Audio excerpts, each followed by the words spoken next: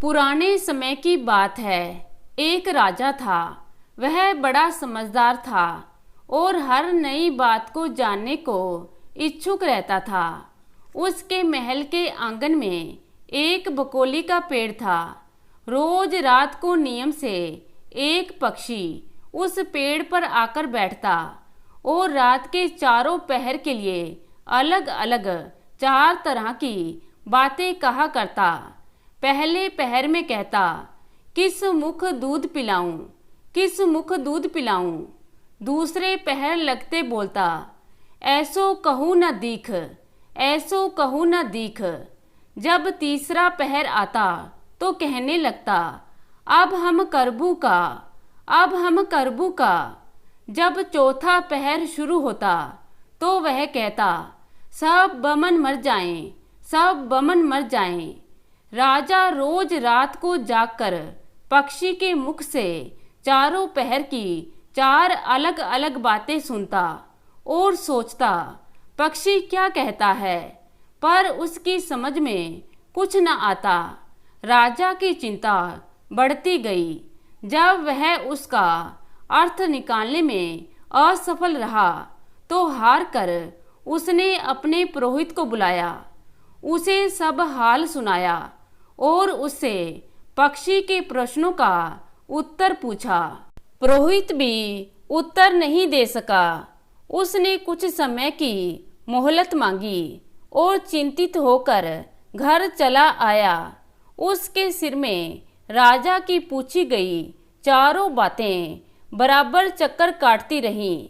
वह बहुत सोचता पर उसे कोई जवाब ना सूझता। अपने पति को हैरान देखकर ब्राह्मणी ने पूछा, तुम इतने परेशान क्यों हो, मुझे बताओ बात क्या है। ब्राह्मण ने कहा, क्या बताऊं, एक बड़ी ही कठिन समस्या मेरे सामने आ खड़ी हुई है। राजा का महल का जो आंगन है वहाँ रोज रात को एक पक्षी आता है और चारों पहर में नित्य नियम से 4 अलग अलग बातें कहता है।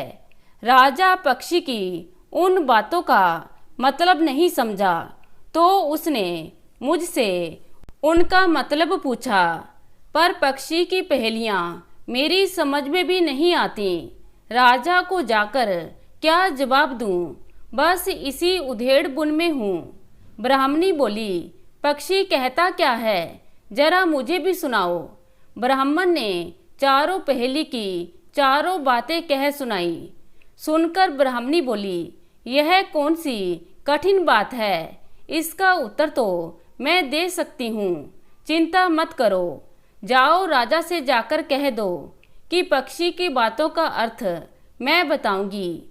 ब्राह्मण राजा के महल में गया और बोला, महाराज, आप जो पक्षी के प्रश्नों के उत्तर जानना चाहते हैं उनको मेरी स्त्री बता सकती है। पुरोहित की बात सुनकर राजा ने उसकी स्त्री को बुलाने के लिए पालकी भेजी।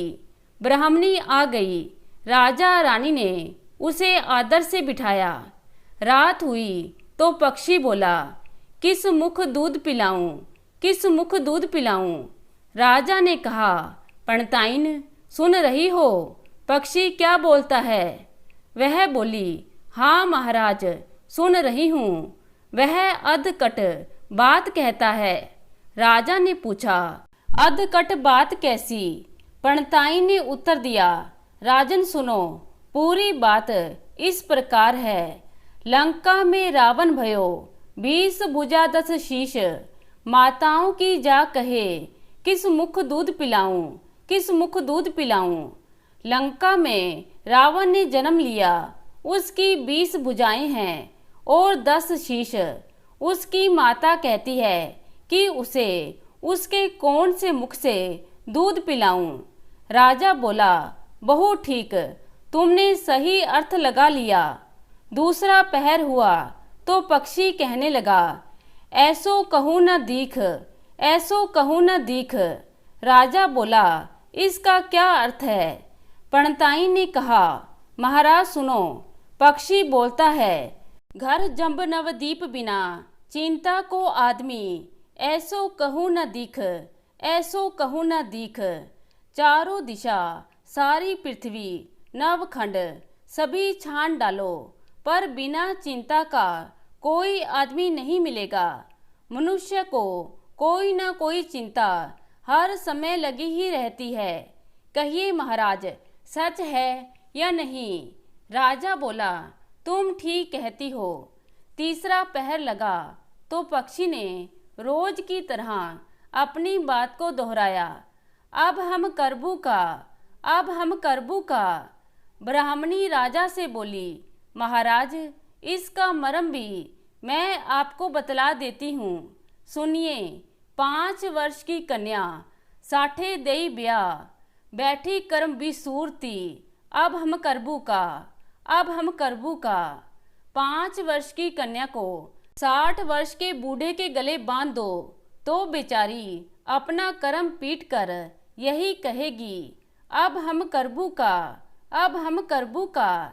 सही है ना महाराज? राजा बोला, तुम्हारी यह बात भी सही लगी। चौथा पहर हुआ तो पक्षी ने चोंच खोली, सब बमन मर जाएं, सब बमन मर जाएं। तभी राजा ने ब्राह्मणी से कहा, सुनो पंडिताइन, पक्षी जो कुछ कह रहा है क्या वह उचित है? ब्राह्मणी मुस्कुराई और कहने लगी, महाराज, मैंने पहले ही कहा है कि पक्षी अधकट बात कहता है। वह तो ऐसे सब ब्राह्मणों के मरने की बात कहता है। विश्वास संगत जो करे, सूरा मांस जो खाए, वे सब बमन मर जाएं। जो ब्राह्मण वैश्या की संगति करते हैं, सूरा और मांस का सेवन करते हैं और बिना स्नान किए भोजन करते हैं, ऐसे सब ब्राह्मणों का मर जाना ही उचित है। अब बोलिए, पक्षी का कहना ठीक है या नहीं? राजा ने कहा, तुम्हारी चारों बातें 52 तोला पावरती ठीक लगी, तुम्हारी बुद्धि धन्य है। राजा रानी ने उसको बढ़िया कपड़े और गहने देकर मान सम्मान से विदा किया। अब पुरोहित का आदर भी राज दरबार में पहले से अधिक बढ़ गया। तो दोस्तों, कैसी लगी आज की कहानी? आशा करती हूँ कहानी को पसंद करेंगे। धन्यवाद।